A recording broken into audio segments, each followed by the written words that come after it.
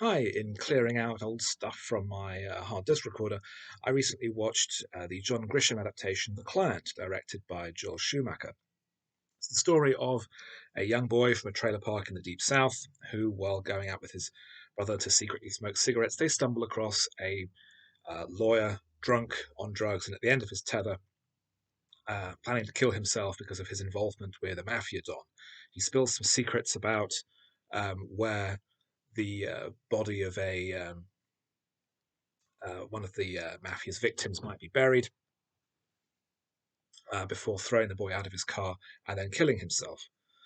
The police investigate when the boy calls in the murder, the suicide rather, and it turns up into a tug of war between the boy's lawyer, whom he retains after the brother is admitted to hospital with post-traumatic stress disorder, and the DA, who is determined to build a case at no matter what the cost.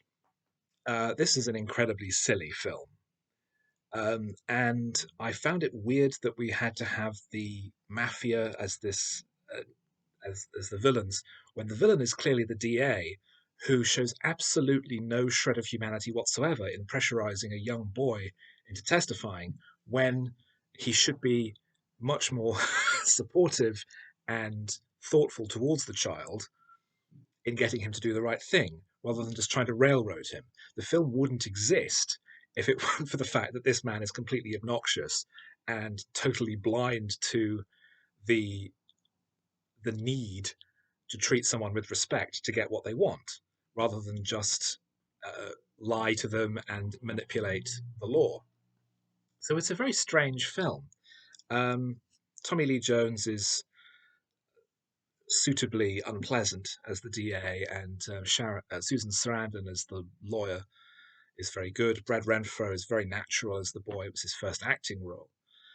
But it's such an odd film with such a strange central problem that if the characters were to behave more sensibly, the film wouldn't exist.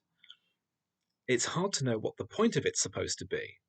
At the end of the day, the boy testifies, and the mafia are punished, and the DA is going to embark on a political career. But he is so incompetent and so lacking in any kind of normal human feeling, something which the film seems to completely ignore, that it's hard to know exactly what I'm supposed to get out of it. It's a bad story made without interrogating any kind of inherent logic, um, well acted and relatively well made, but as I said, extremely silly and completely ridiculous.